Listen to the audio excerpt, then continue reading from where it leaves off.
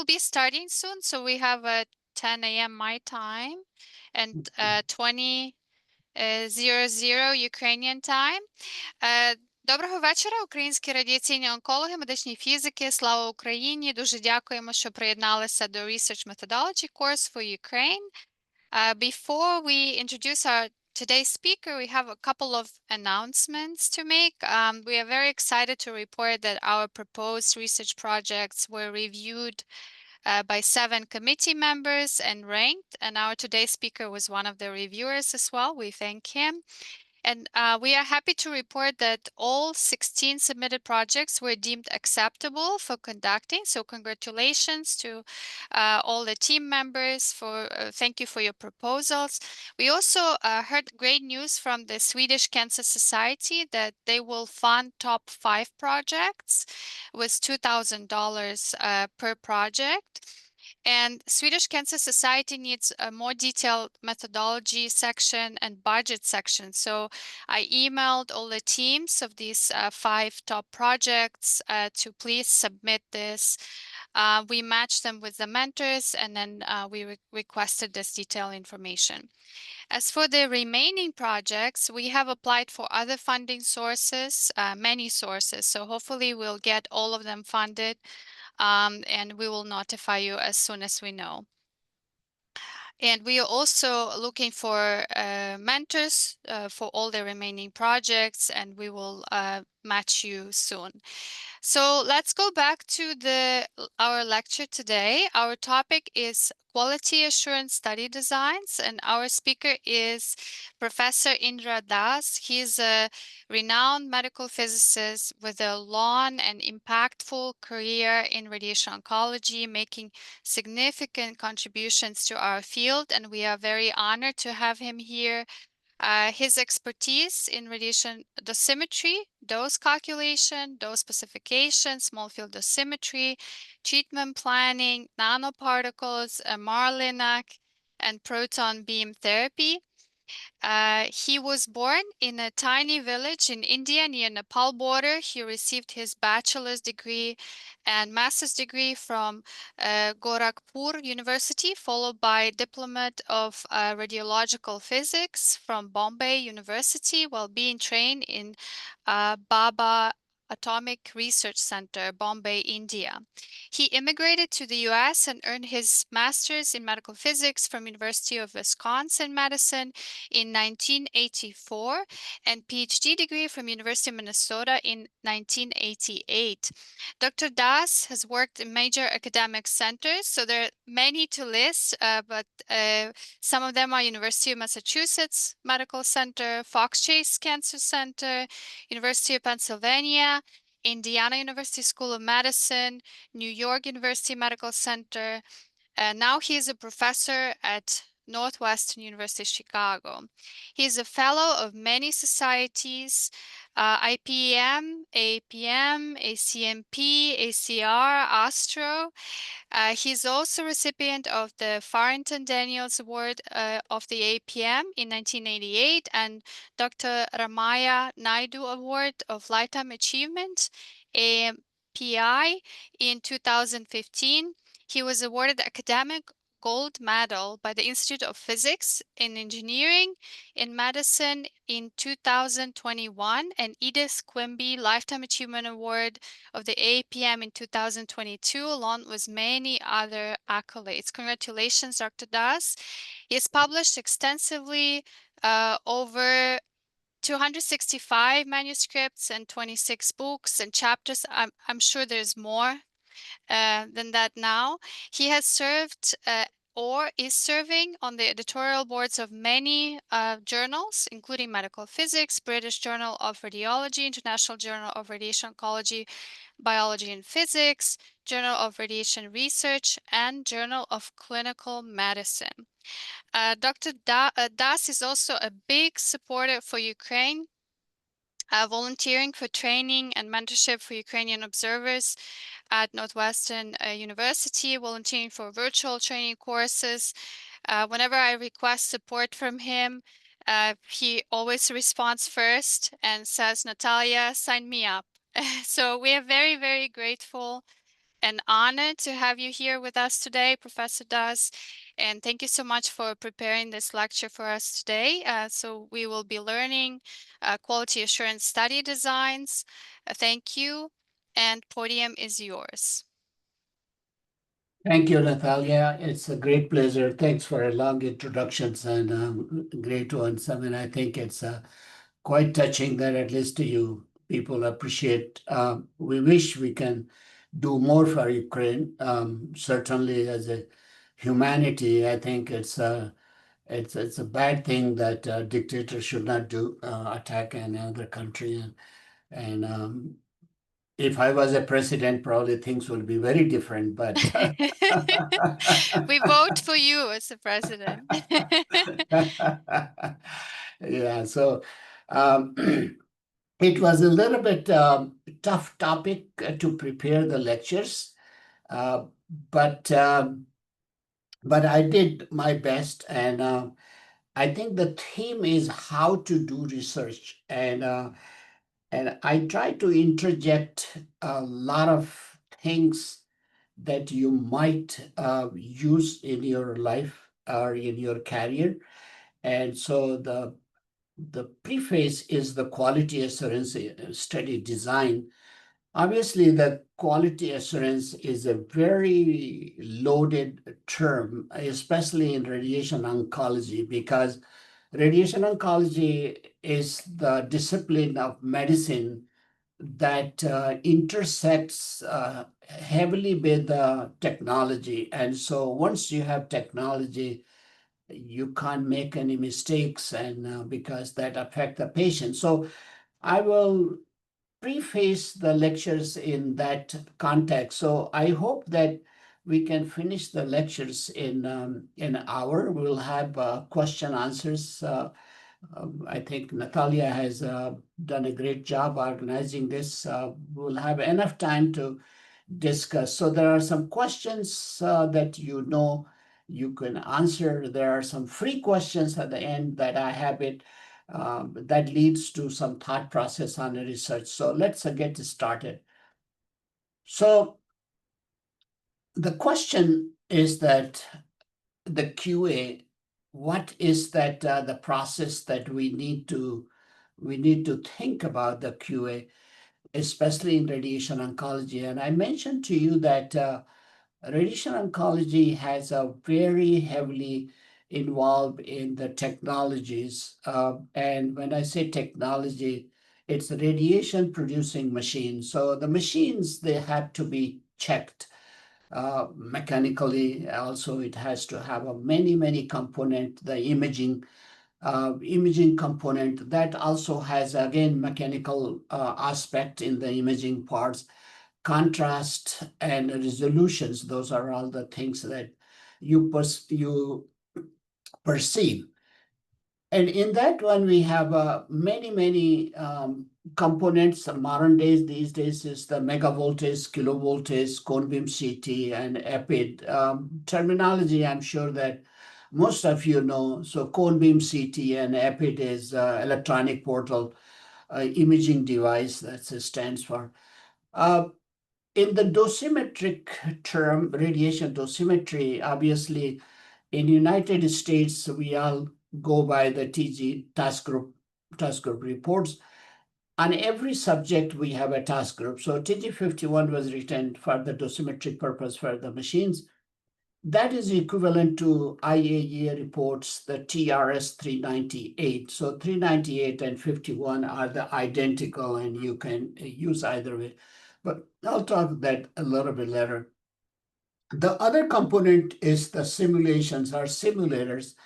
And again, the task group report 66, and I was fortunate to be one of the co-author of the TG66 and now TG66U1, which is upgraded task group, which is in the press right now. It will be available in 2025, and I'm on that task group too, so it's just a continuity. So that will be a good thing to read. It provides a lot of meaningful information about the modern simulators, and yes, especially dual energy CT. artifact reductions, and a lot of those things that it will be useful. And people who are from a diagnostic background or the diagnostic imaging backgrounds, I think those research opportunities, especially in this TG66U1, there is a lot of opportunities for research. And I mean, if anybody is interested, I mean, I can, or if you have a modern dual energy CT, maybe I can talk to Natalia and we could just have smaller projects and you can participate in that. So right now I have 3, 4 projects that I can involve anybody. The contouring from a physician's standpoint, for some cases like head and neck and where you have too many structures, I mean, it used to take 6 to 8 hours of somebody's time. And it's also the variability, how you contour. It's based on your knowledge, your understanding of a disease, your understanding of the anatomy. And not everybody has same knowledge and same expertise. And so in radiation oncology, that had been a weakest link. And that one is actually being addressed to some extent, AI-based contouring, and hope we can have the uniformity, but there's lots of opportunities for the research. That's what I put a question mark. So that's the opportunities in contouring research. Prescription is another aspects that if you don't compare, if you don't deal with the properly your prescriptions, then your clinical data you cannot compare from Ukraine to Poland or Romania, from US or UK. It's just impossible. Also, the patients may not be cured because your prescriptions are totally different. So that also opens up opportunities for research. Treatment planning, some people think it is the art. Rather, I think that it requires a lot of experience and training. So depending upon your uh, treatment planning systems, you have to become experienced, and it provides opportunities. um, Entire medical dosimetry journal, they publishes the treatment plans, and medical physics or JSEMP. So if you have an innovative way to think about how to make a plan, that's another opportunities for you to think about, can I do this way or that way? There are options that you don't have access to developing algorithms for the treatment planning or calculations. But if you have already, for example, if you have Eclipse, then it has a many algorithms in it. It has a pencil beam. Obviously, we don't encourage people to use pencil beam because they're advanced um, the algorithms like a AAA and Accuros, but there are opportunities for you to work on some projects, especially the um, this link to the simulation ones, because artifact reductions and algorithms, especially for your country, you have so much war injuries that people have metallic uh, the devices in their body, and if unfortunately they also have a cancer, they come for treatment. So there's a lot of opportunities for the providing some seminal work in the radiation oncology. So, and then finally, it's a treatment delivery. Obviously, I am not exploring here the treatment delivery because once all these projects are done, then the delivery is all automatic process. But there are opportunities over there too. So when we talk about the validations and what we should think about the designing a QA process, obviously, first of all, you have to understand the QA uh, process of any devices. sometimes you may buy equipment or you have been given equipment. The question is whether that equipment is suitable, and if not suitable, I'll give an example in the half of my talk, at the end of the talk, uh, uh, that I wrote a paper, the PTW, because they developed a, a device, and I felt that it was a good thing to just have. The other things too is that you have to have an independent validation. You can't just take the vendor's word there, because they will tell all the good thing, but they may not be really that good that what you think about. And so you could do independent validations, and you can write that up as a research paper. Now, coming back to the other nuts and bolts of the task groups and then the QA processes. So uh, I'm sure you guys have been reading about this task group 40, which is an older version. It was updated by 142.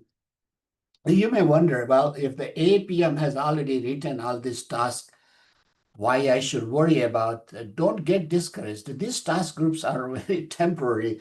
You can have your own voice. And so don't feel that it's already written and there's nothing else to write. That's not true. You can still write. Plenty of research to write, plenty of things to do. And I'll give you some examples as we move on. So, for example, the MLCQA, everybody say, okay, picket fence and rhombus or X and all that thing. So, question is that whether that's the only way of doing it? No, there's no only one way of doing it. So you have to think out of the box and don't think that everything has been done. Nothing has been done. It's just you have to search it, and that's what it's called research. Search, research. So that's what you have to do. 142 validations, and this is a good thing, and I think there is a lot of research opportunities here. The Varian has provided a software which I personally like it because it provides the physicist, and especially for you guys, a lot of tool for the machine performance checks, which one can actually do quite a bit. There is also a tool in it, the IsoCalc, which does a lot of things. And if you collect the data on your machines, you can publish those things, and those are worth considering because they are brand new devices, and that's worth considering. There are other things. Obviously, these are quite expensive, and you may not have access to the innovative products. When I say plastic scintillator detectors, these detectors are coming in market. There are 4 vendors, and there are some unique way of dealing the dosimetry. Same thing for the flash therapy. Flash therapy, the detectors are still under development, but if you happen to get one, you can write papers on these. Same thing as the imaging QA devices. You don't have to follow what Variant says or what AAPM said. You can devise your own QA things, and you may be innovative to create a device, and you can call it Kiev device, or you put your name, or you can say Ukrainian device. I mean, like a Leeds, the Leeds in UK has they have a, so you can actually devise anything as long as it provides the meaningful information. Dose monitoring is also another interesting subject that not has been given much of the importance. Now, the buzzword these days is AI, and AI is at least for a while, it is a black box. It right now it's helping us contourings. The question is if the AI evaluation of the contouring, is it accurate? And one can do, I mean, there are people are working on it, they're writing the papers, but you can do that too. You can look at the extreme cases, your national trends about the AI contouring, and experts, how they how they have interpreted how much differences you have find. So in AI, I think the accuracies and validations are important not only for the contouring, but for overall processes. And obviously, you can compare those with the international approaches. And so, and that's where the multi-institutional study becomes important. So you could collaborate among, and I think I saw that some of the proposals that you had it from different departments, and you can just have include the different departments, and you can uh, compare the data. And I think those are very, very valuable informations for whole humankind.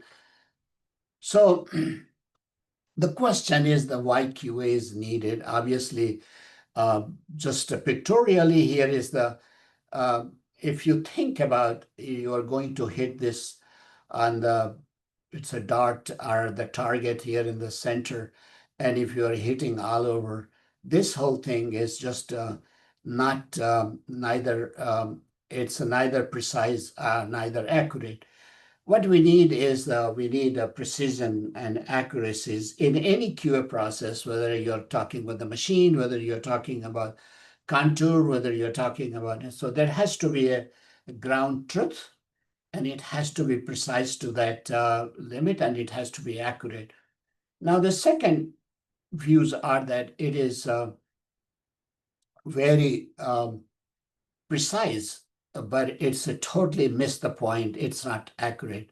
So this also is not a good process. So think about these two processes. Now, the final process is that this is where that's what we want to do. So in any processes you are thinking of research, you always think about that your process has to be precise and accurate. You can't be just randomly thinking about. So I think we have a question coming up, and I think I'll let Natalia run the question.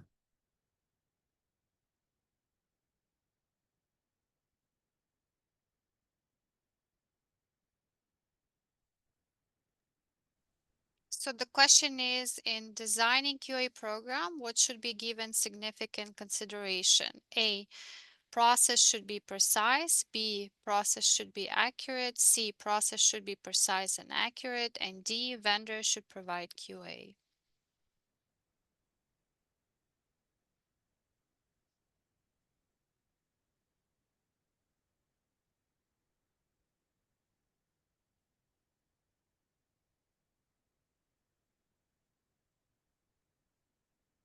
So we'll wait for approximately 80% participating.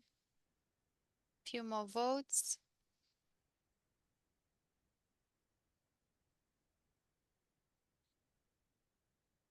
Okay, I am ending the poll and sharing results.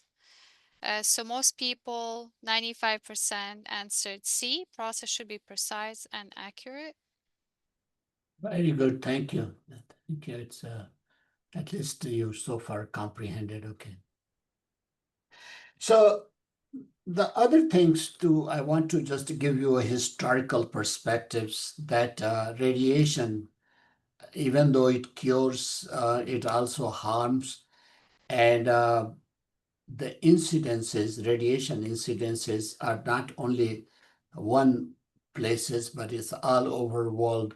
Every country has its own problem. So England, France, Poland, the USA, there is many, many of these problems. And these things are reported. Obviously, you don't want to report these kind of things, but one should understand these reportings. So the published uh, IAEA published a report which was called Safety Reports number 17. Um, I think some of these are, most of these IAEA reports are free of charge. So in old days you have to buy them, but now they're free. You may be able to download. And so they provided the lessons learned um, from their incidences that what you could have done better in that aspect. So um, in many ways you could learn some lessons from the failure. There are some bad incidences that happened in the past. So, for example, the Tarek 25, it was a machine. It was ACL Canada, and they used to make machines called Tarek. And because of the software glitch, it killed 8 people, and basically that was the end of the that machine. That machine is no longer available. There was a human errors in Tampa, Florida. It overdosed 72%, and it's actually the doses were 70% higher doses because it was not double checked. If somebody would have checked that calculations, it would have been avoided. So it's a good practice to have some double checks on any one of those things. Philadelphia VA, we had a prostate seeds. The 45 patients were underdosed because the people they didn't understand either. They just understood in the beginning. They put the iodine source in the wrong places, and that was the New York incidents that malfunctioning of the MLCs. It was a design fault as well as human errors, because if the therapist or the technologist, if they would have stopped because there was a fault on the screen and they just ignored it. And so that killed 3 patients. The latest ones are in Missouri, where the physicist, he had a very poor training and education. He didn't understand the small field dosimetry, and they basically overdosed around 70% of the patients. And it was quite a major incidence that has to be understood properly. So the point I'm making is that radiation accidents do happen, and if you can find solutions, that would be a great thing to have. The in the QA processes, we have to have some understanding about that. When something fails, what is the associated uh, impact of that thing? So one thing, for example, here, if you look at the patient verification, is critical because in every country, the patient's name are identical and disease may be identical, and you may be treating the wrong patients if you don't have a proper verification. If you have wrong prescriptions, or if you have a wrong machine, you have wrong energy, gantry, collimator, fill size, MLC, tables, the wedge angles, wedge type, tray, monitor unit, and in old days, we used to type the monitor unit on the computer treatment. And then if you just by mistake 213, you type 231, 119 to 191. I mean, these things not may not happen today, but associated, obviously, if the patient verification is wrong, this is a malpractice. I mean, it will become a big news, and you will be paying price in any country. I think wrong patient treatment. The prescription problems is a serious one, and it can be any numbers or anything. If you have identical machines or close to the identical machines, the chances of error is very slim. Beam energy, so if you have 6 MB on one machine, 6 MB on another, that it may be around 3%. A gantry angle, few degrees if you make, but if you make a drastic angles, the organ at risk may be at big. So I just put that number a little higher. Gantry angle has to be avoided, and the collimator angle does not have much of impact. Field size also does not have that much because the outputs are relatively constant after some time. Multi-leaf collimators these days are so robust that may not much difference there. Table, most of the table these days comes with 6 degree of freedoms, and that you can impact. The biggest impact you'll have is the wedge angles. Wedge angles are 60%. You can make an error. Also, the wedges can be physical or electronic, and that will depend on your machine to machine. These days, nobody use tray, but if you were using that, will create around 2%. Monitor unit can be 50%. So you can see that some of the errors are significant and some of the errors are not that significant. But in any case, one has to pay attention to, and if you collect all these errors, that's also worth publishing it as a observations and things like that. So let's go back to much fundamental to the radiation oncology. We talk about the dose. The dose is actually defined only to a point, and so the dose, I'm sure everybody knows, is energy absorbed in a volume divided by mass. So the energy divided by mass, and that becomes the joules per kilogram, which is a great. But this mass has to be very small. So if you imagine you have a small cavity, and if you reduce the mass to zero, it's a limiting condition. And if you know the energy absorbed and then you divide that, then that is the dose. So for all practical purpose, dose is only defined to a point in the space. A dose goes to the point, and so we'll talk about the implication of that one. Now, the second parameter is the depth dose. The depth dose is the 2D plots of the points. You take the point by point and you plot them as a 2D. So dose versus depth, if you do that, then it will be called depth dose. The profile is same way, the 2D plot, but it is you're looking at the lateral dimensions, and that will be a profile. And when you combine the depth dose and profiles, then it becomes the isodose.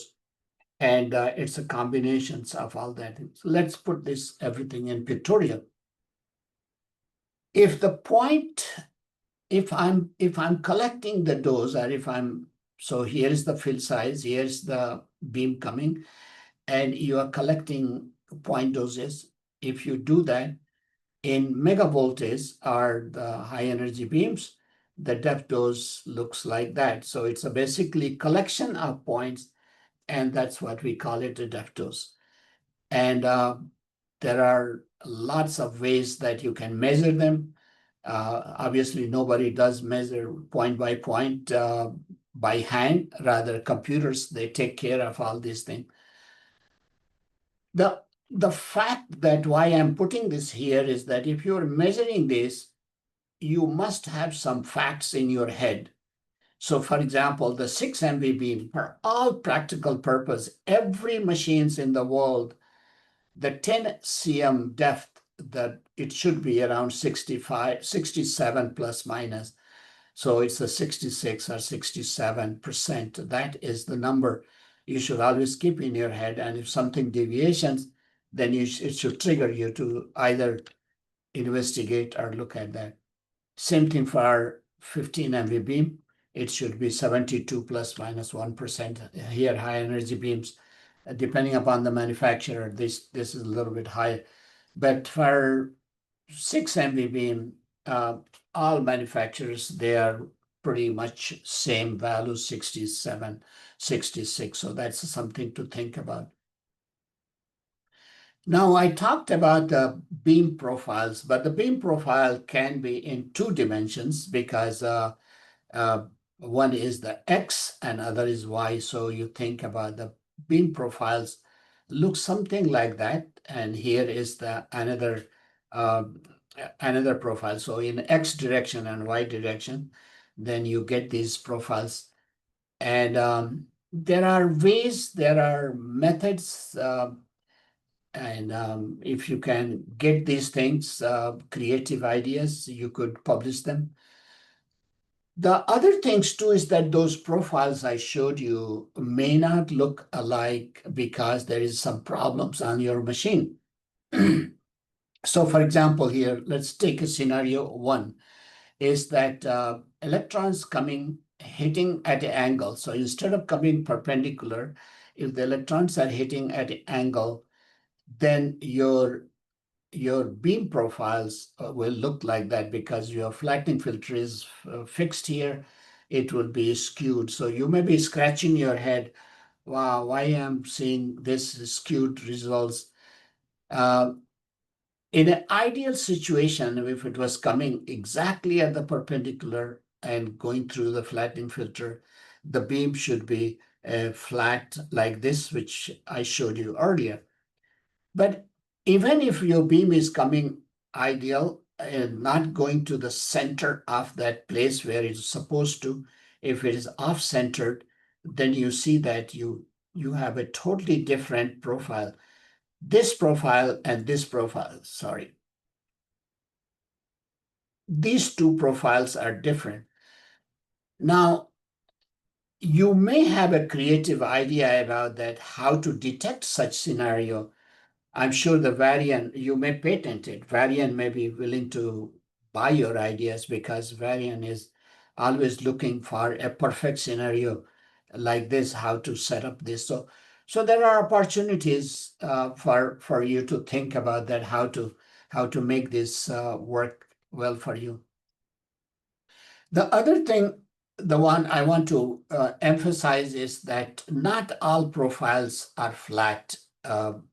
Unfortunately. And I'm giving you a very exaggerated form.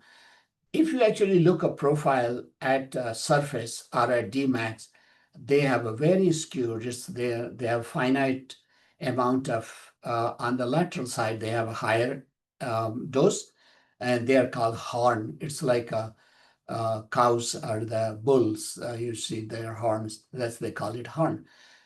The beam is only flat when you are at 10 centimeter depth. So all this flatness is defined at 10 centimeter. That's something to think about. But as you go deeper, like a 20 centimeters, then the profiles become more like a Gaussian you see here. And when you go to far end of the spectrum, even it will be much more Gaussian. The point I'm making here is that the beam is only flat at 10 centimeters, and you may have a curiosity why this is the case. So here's another point why that is. There's a lot of mathematical jargons, but you can think about that if you're comparing a point over here in the space versus over here. There are a couple of factors. One is that this distance is larger compared to this distance. Also, the attenuation is different, and so the dose becomes smaller. I mean, that's what I'm trying to show. And you need to have a clear understanding of these points. A lot of things in my career, at least, I used to spend a lot of time on the machines measuring things. And then I thought about that since I have collected so much data, we should just have a task group report. So this report is very seminal about the commissioning of the accelerators. What you should do if you have not read through, just to scan through this document, or if you're commissioning a new machine, then I think you must have read it, this whole document. In that aspect, there are things. I'm not saying that this is the ultimate things. I'm encouraging anybody to participate because this was published a long time ago. And we didn't include a lot of things that today's, for example, this didn't talk about the FFF beams. It didn't talk about the MLC beams. It didn't talk about the high dose rate machines. It didn't talk about the, it also, at that time, we provided ways that people should have this uh, commissioning things. But today, everybody wants the faster way of commission. You might have a better ideas how to do the fast way of commissioning. The question is that how to get this for modern machines. And in old days, machines were rather primitive. Now machines are much more robust and any other future technique. So I think you may be the one of the task group report writer. So I'm just encouraging you not to just think that, well, something is written, I don't have to worry about, and then we should go through.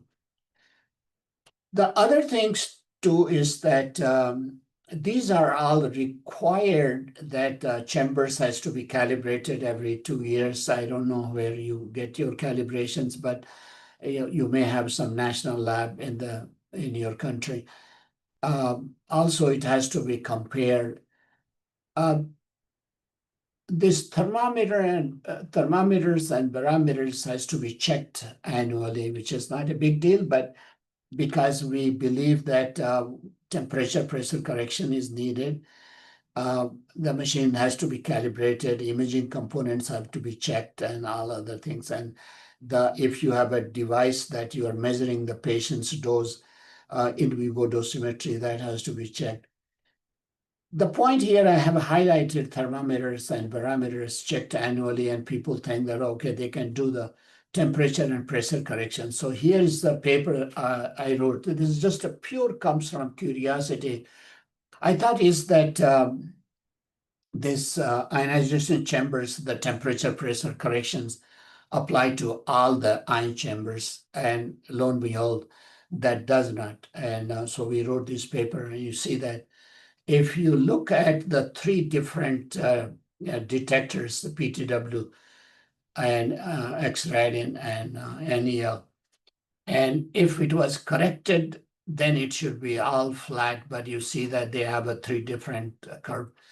And it's because that not all plastics they have the same thermal expansion or thermal characteristics. And so the temperature pressures corrections, which we talk about in general, may not hold good. So you have to, so it's just a curiosity leads to a publication. So I'm just making you that you should have some doubts and trust where you How, should trust. how did you change the temperature? It went all the way to 50 C. Yeah, good question. What I had was that I had a small water bucket, and then I had ice. So we go on putting the ice in the beginning, and then we actually took out the ice water and go on putting the water, then hot water.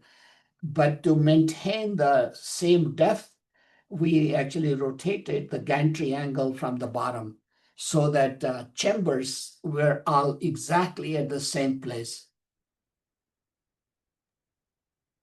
A good question. You can also have uh, a reservoir which controls when if you are savvy enough, you can just make it, you can control the temperature. But this was the poor man's idea that you can put it ice and then you can have a hot water. So another question. Elements for a successful research: A, curiosity, observation, aptitude for questioning and investigation. And what should be your thought process?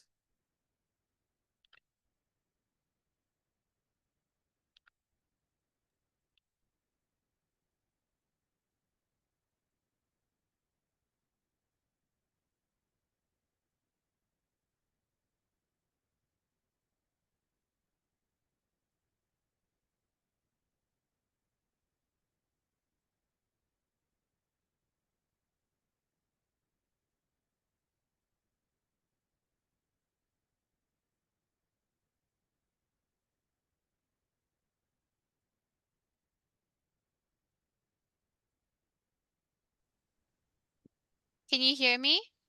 Yeah. Sorry, so we shared the result. 94% answered all of the above. Good, thank you. I think the answers, I think most of them at least understand that questions, and that's pretty good. Thank you. Okay, so let's move on to more quality assurance things. Obviously, the imaging devices, the simulators, mechanical and imaging you have to do, CT simulators, all that image quality, and then CT electron densities. If in your country, if you have a orthovoltaic machines, then you have to follow dosimetry based on the either TG61 or the IAEA report. I don't remember kilovoltage, what is their equivalent. Cobalt 60 state and regulatory issues that has to be dealt. And LINAC, we have to worry about the TG 40, but not TG 40, but the 142. And we have to worry about mechanical dosimetry and imaging opportunities. The other modern days is the new technologies. They all have MLC, asymmetric jazz. I don't know how many of you have been playing with asymmetric jazz, but it's a very powerful tool. It used to be in old days before the VMAT or IMRT came. But wedges, I think it's also fading away because nobody use wedges these days, but it's a powerful things to have.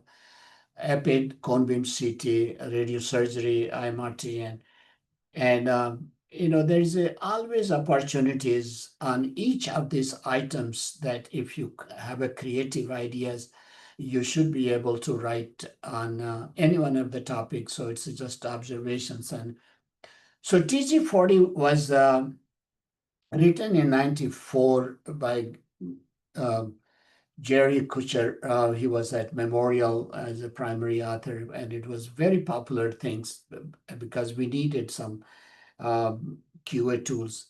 But soon after that, we realized that that report is not good enough for the modern accelerator. So 2009, TG142 was written. It was very, extensive. It provided a lot of information. And if you are dealing with your Linux, you have to probably read this document 142. They provided us a lot of information about that, the tolerance limits that where if you are dealing with non-IMRT things, then at that time they had a 2 millimeters because a lot of things were not achievable less than that. But if you have you're using IMRT, um, they reduced some factors over here, and if you are using SRS and SBRT, they reduced further these tolerances to 1 millimeters. And so they provide for non-IMRT, IMRT, and SRS. That is tables after tables that you can scan through. It's just providing you a meaningful information that you could think about.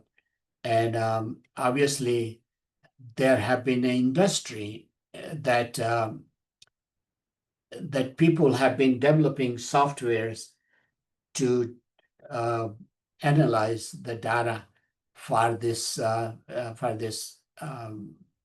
purpose.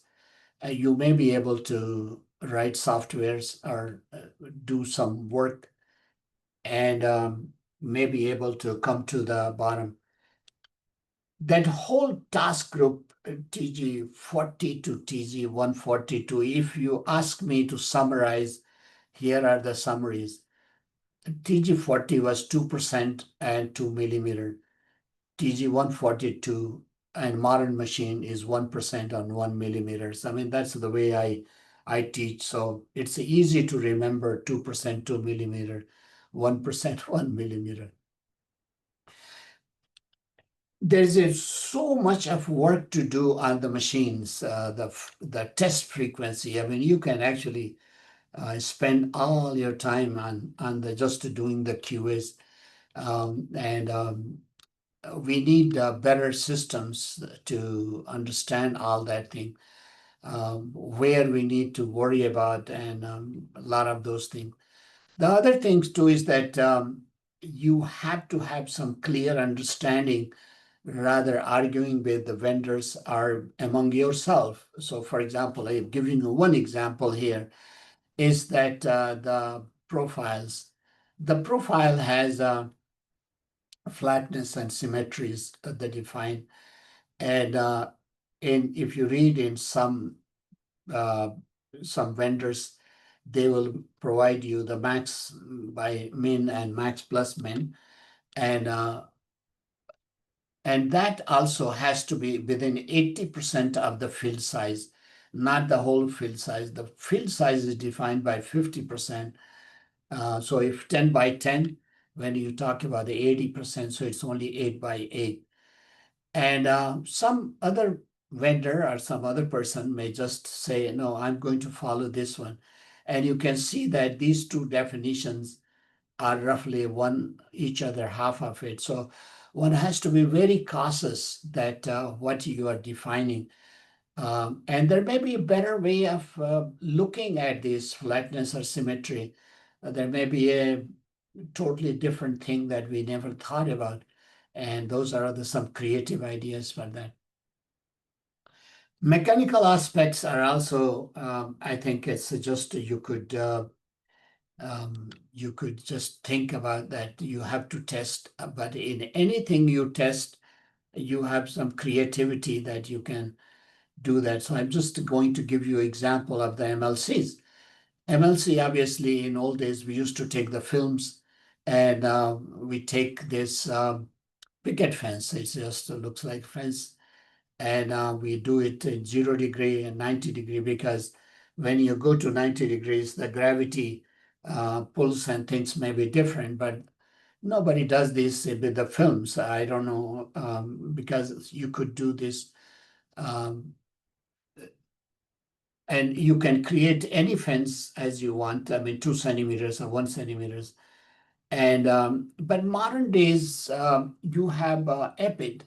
You could actually shoot the film. I mean, shoot the patterns, and you can just uh, take that images, and you can then just analyze through various softwares.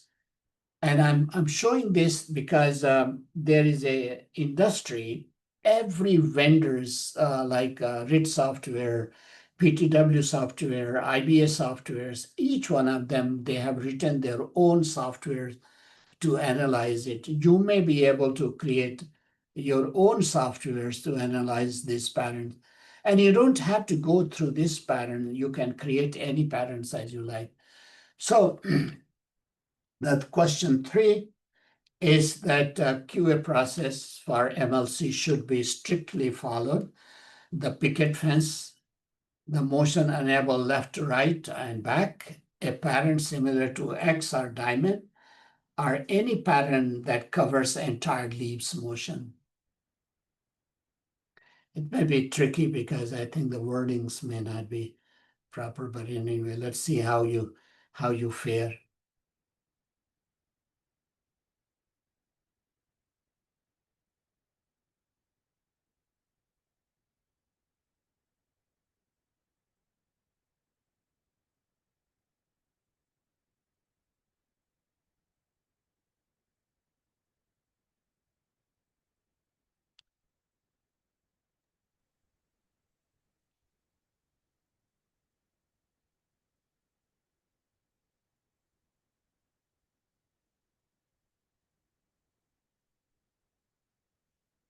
So we have approximately 70% answering, amending the poll, sharing results. So most people answered D, 71% answered D.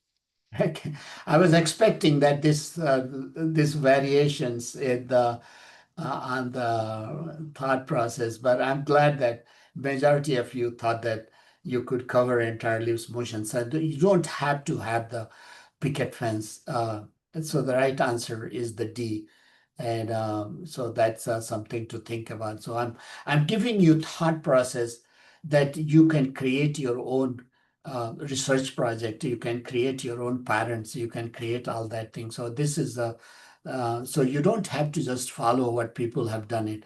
You have to deviate. You have to just think about. I said in the very beginning that when the vendors they provide some devices, you don't have to accept their things and then. So this was sometimes it's my God, it's already 14 years old paper. The PTW had so I I took on it and I says, well, it was a very good device because it provided the imaging components and it has a lot of things that it provided the factors, linearity, and all other things. It also provided us the MTS functions, and I was able to look at is that if you use the same device, what happens on a variant machines or Electra machines and Siemens machines, and you can see that the Siemens machine was not very good, their EPID system. So a lot of things you can create, and if you have friends, you could share and you can do the research projects on things like that on any device that you have. Now let's go back to the calibrations. The beam calibration is if you are actually doing a daily QA, then you do everything on a monthly basis. And obviously, either you do in a water or phantom, and you can be creative. You can do as you like, but the TG51 has their strict rule. But as long as you take their guidelines, you should be able to do your calibration, or you can take the TRS 398 IAEA, or you can have an equivalent code of practice, or you can write your own code. Actually, I know that in Europe, each country they have written their own codes, and then the people have Netherlands has their own, UK has their own, France has their own. So you may have. Um, the other thing is that in modern days, right now, Varian is trying to help us in many ways about the QA processes. And so Varian has the product called MPC. This actually has is going to open up a lot of research ideas that can be implemented. And I'll tell you this machine performance check. They actually did a fantastic job, in my view, that it actually tests everything. You don't have to struggle what we used to do in past. It goes to the ISO centers, the beam output, collimations, the gantry, the couch, and all other things. And it provides you the values and thresholds and all other things. It also provides as I told you, that what is the threshold, what is the values you are recording. Also, it gives you a pattern, a visual pattern, so you can actually view it um, 7 days, month, 6 months, 12 months, or you can view them over a long period of time. So there's a lot of tools that, and there are some people are thinking about that MPC can be replaced, can replace the our entire QA process. I'm not saying it cannot, but it requires some research work on these things, some data from either single institutions or multiple institutions. The most painful process for physicists are this patient-specific QA. The question is, should we do with devices? There are so many devices. PTW has Octavius, Delta by Scanidos, Archeck by Sun Nuclear, and Matrix by IBM. These are all the four major ones. The other ones are the Epidos. You could do all that things, and but you don't have to do all that things. You could do it with a Mobius or a software based, and it saves the time. Or you can create your own ideas and you can publish all that thing. The patient-specific QA, RPS QA, is a challenging one, and it is something that we do need to figure it out. If you are to use the EPID, there is a task group report, Nasrin Dugan, she wrote, this is in just a few years old paper, and they provide some very good idea about that you could utilize for the QA. QA is a process. I mean, I think if you collect the data, as I told you beginning, if you collect the data, you could actually publish it. And here is the perfect example. This is the MD Anderson data. This guy, Pullian, he actually said, okay, we have the data. Why not I just analyze it? So he took around 13,000 patients' data, he analyzed and he published it. And what is the finding? Finding is that there is always around 3% errors, 3% cases that will fail. And the question is what to do with that. That is a separate aspect. But the point I'm making here is that there was a data and he analyzed it and he published it. So if you have a data, you can analyze and you can publish. So that's the about the methodology where we should do the QA and when we should accept. There is a task group 218 which provides the tolerance limit, whether it should be 2 and 2, 3 and 3 and all. There's a lot of information in this task groups that they have provided a lot of information, and they also provided um, the various software. So SNC, 3DBS, portal dosimetry, RIT software, I'm sure, Delta 4, very soft compiler. There's a slews of the devices. So you can have a Ukrainian device here and you could just put that in your thought process. I think I'm going rather slow. It's just I went too slow. I'm just going to speed up a little bit. We talk about the contouring, QA and the contouring, and this is if you actually look for the contouring thing, you'll find lots of paper written on this subject, and there is a lot of variation. So, for example, for this case, every physicians drew entirely different. For this case, it's not that much of variations, but if you look at it, the four MDs on a different patients, you can see the variation. So this variations can be eliminated in AI. Obviously, AI is not a simple process. You have to have some method to check the validity, and then there are at least these parameters that you should have some familiarity. Dice similarity coefficients, which is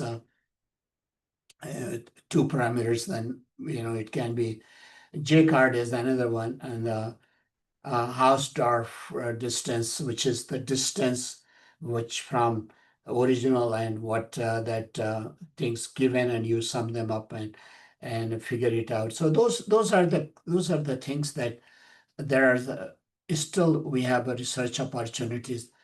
So I think question number 4.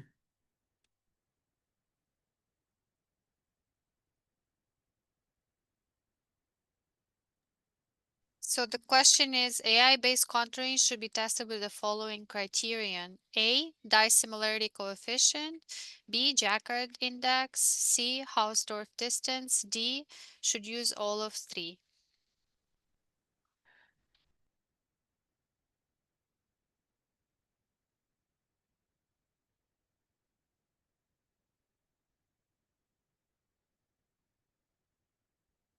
Okay, well, at least People are listening to you well. So we have 73% answering, ending the poll, sharing result. Majority, 89% answer D, should use all of 3. good. Thank you. That's very good. That's very good. Okay. Let's talk about a little bit about the prescriptions. And sorry, the prescription is a I actually thought about it. This is again, I had a lot of curiosity about that, whether the people are prescribing in the context and not. And so we looked at it. I'll provide you the information. This has a collaborative opportunities. This study was done in US, but there is a international collaborations which has um, some degree of difficulties, but I think the practices are different. The parents of cares are different, and some local requirements may be changing that thing, but it's still it is worth a collaboration and maybe worth publishing something in that order. The thing is that one has to be creative and you should set a goal how you're going to do it. So this study, it was a sequel of several papers that I wrote. We took the 10 academic institutions, the big name institutions, and you can see that there is a very large variability in the patterns of care. So I'm just going to skip.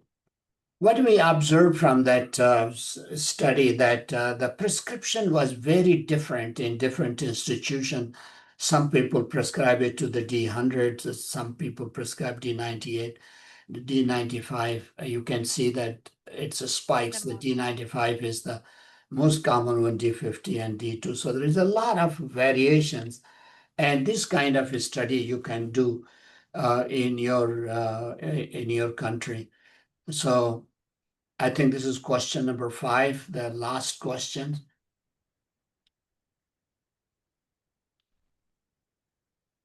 Multi-institutional studies that are successful have A. Clear definition, picture of the problem. B. Discuss with other team members. C. Members should have time, resources, and desire. D. All of the above.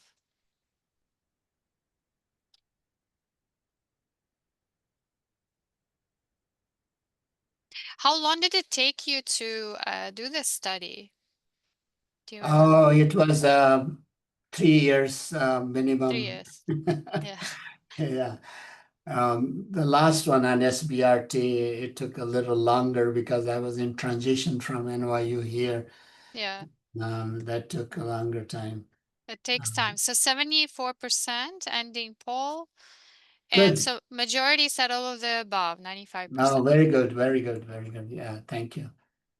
So error analysis, obviously, I'm going to just provide you some meaningful information that there are lots of things that you can think about, you can do, and just think about there are variations in the various protocols. I told you one example that flatness and symmetry can be half, and so ionization to dose conversions, that's another problem with some softwares. The PD to TMR conversion, that also has a big problem. So there is a lot of things that you can think about solving the problems.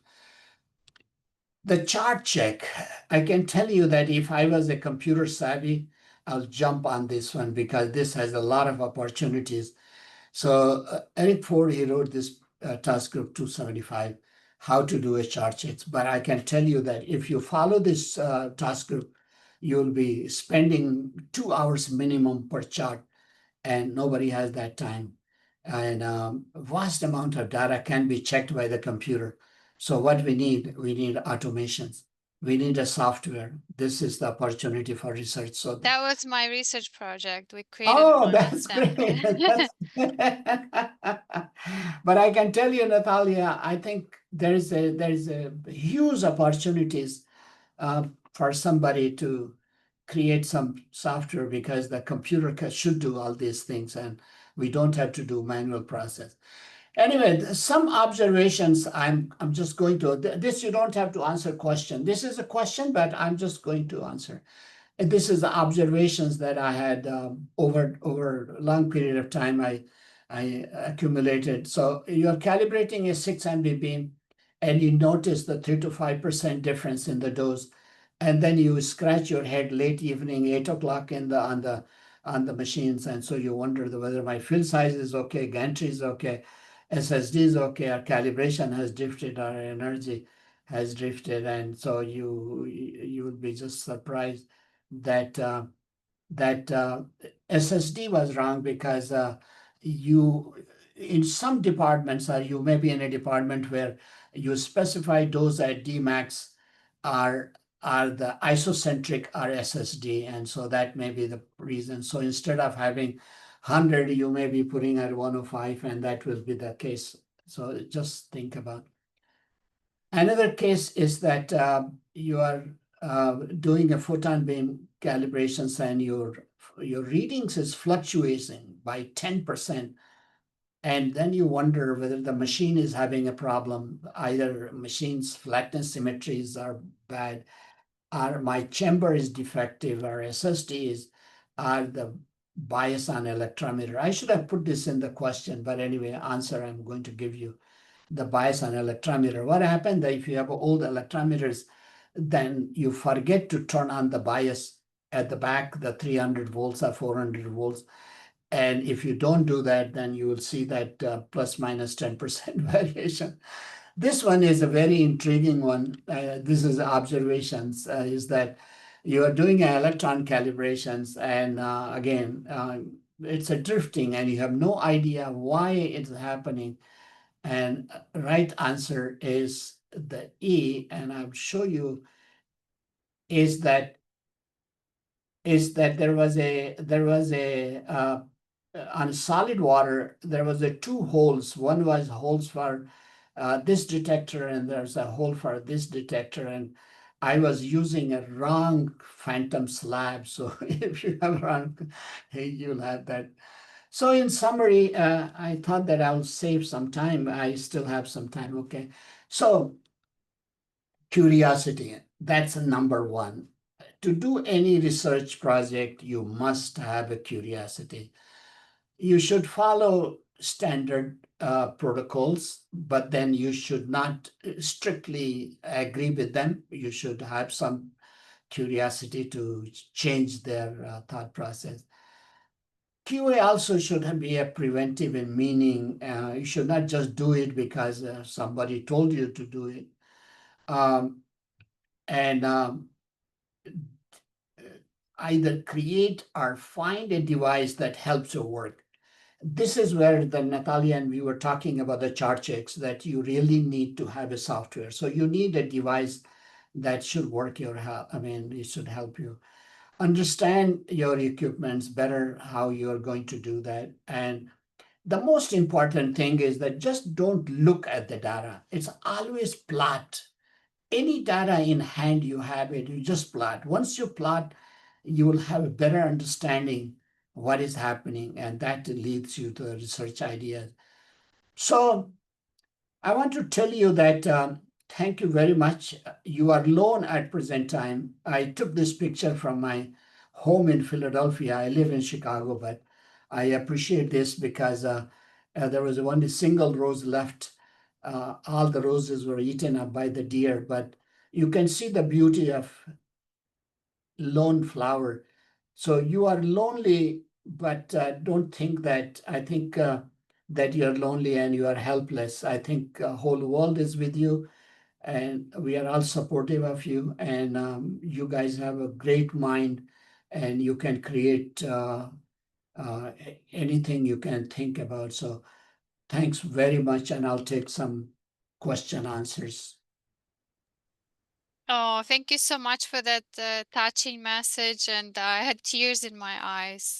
We are lonely, but we also get a lot of support. And thank you so much for your support in particular. You've been always, always a big proponent of Ukraine and helping us in every project we do. So it's amazing. Thank you, Dr. Das.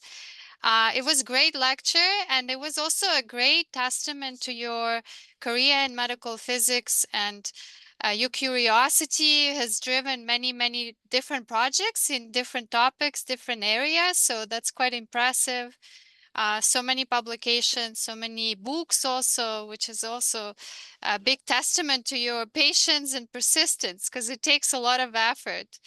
And you're doing a lot of multi-institutional work, which also takes a lot of patience and effort. That's why I asked you how long it take you to do one project on Yeah. multi-institution. It takes a lot of patience. So Yeah. thank you for all your work, and thank you for showing us your work as a great example for all of us to follow. I would like to open the floor for questions. If anyone has questions, please, you can turn on your camera and ask, or you can type the questions in the chat. In the meantime, so while people are preparing, I'll ask you as a editor or a member of the editorial boards on many radiation oncology papers, when you look at the manuscript, if you review the manuscript, how do you go about judging if this is a high quality manuscript? What are the characteristics Good of a question. high quality I think I research look work? for the uniqueness that Mm, is it this paper unique? I mean, I don't go by the regular trends and um, any observations that the authors have. Um, if it is opposite what publications are in the, but this one, as long as they provide some meaningful data collections and then so that is something that curiosity that I observe. Um, these days, obviously, the most of the journals are becoming blind journals. So you don't see that where it is coming from, whether it's coming from Ukraine or mm, China or India or Japan, and so you don't.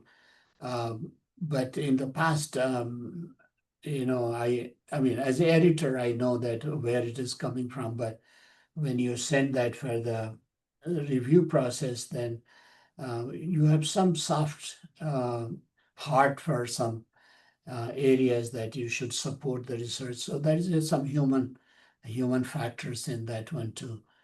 But yeah, but uniqueness that the mm. angle of that paper that makes quite a bit difference.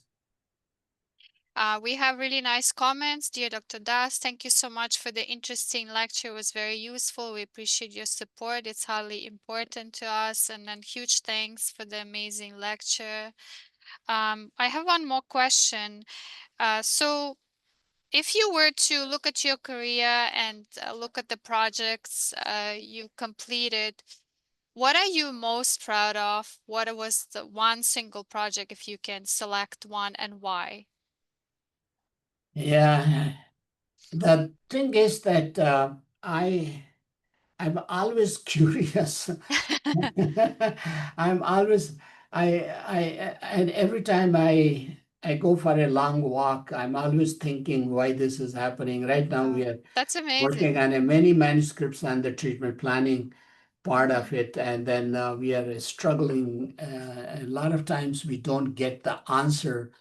I ask the variant, they provide some nebulous results, Mm-hmm. and then we go through the various iterations. Sometimes the other the thing for me is that I never give up. That is something you have to just have just a curiosity and don't give up. That, oh my God, I can't solve the problem. Well, if you can't solve the problem, just talk to somebody who are friends, and sometimes they might give you angles or the thing. So if you actually look at it, close to 300 papers that I've written, Mm-hmm. I have only two papers that I'm solo author.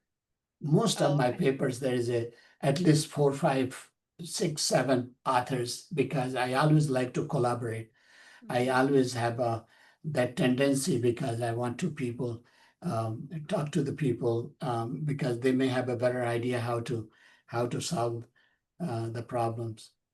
And so, if anybody is interested in treatment planning part, um, either lungs or the I'll be able to we right now we are trying to solve ourselves, um, but anyway, we will talk about if there are some opportunities that we can help. we will support.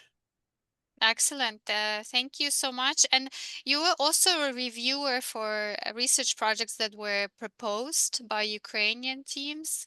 Any comments you would like to make on the I think projects they you were read and great reviewed? projects. I think most of them were great. I think that a couple of them I felt was quite a useful one. One was that war trauma thing, Mm-hmm. which we are talking these days about the arthritic changes taking place. Right. People are using just for radiation to reduce the pain.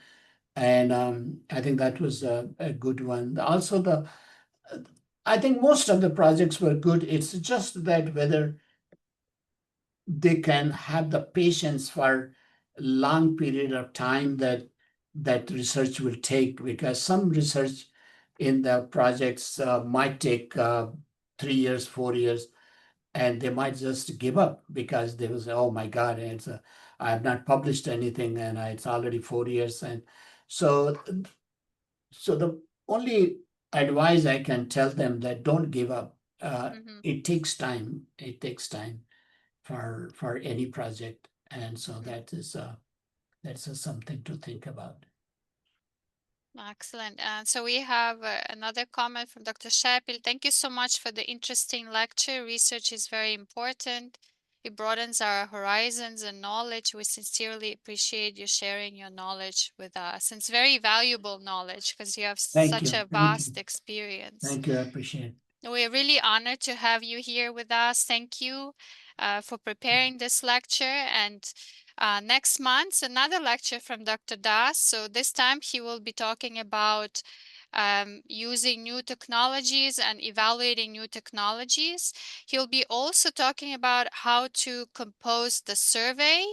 And that's very interesting and very useful for all of the Ukrainian teams that are doing survey studies. Many of the research proposals are based on survey studies. So he'll be talking about how to create and design a survey correctly. So we are looking forward to your lecture. And in the meantime, I will be matching the rest of the teams with mentors, and we'll be setting up the Zoom meetings with your mentors. So Thank till you. the next So, month. Mhm. Natalia, I don't have any personal things that people can borrow my slides, so I don't know whether you've copied it or I I can. can share the slides with everyone if they want Yeah, to yeah, yeah, use. Yeah, yeah. that's perfect. Excellent. Thank you so much, Dr. Das. We Okay, really thank you. appreciate all the help. Yeah, Thank okay, you. Have a thank you. great day. Okay, Bye thanks. bye.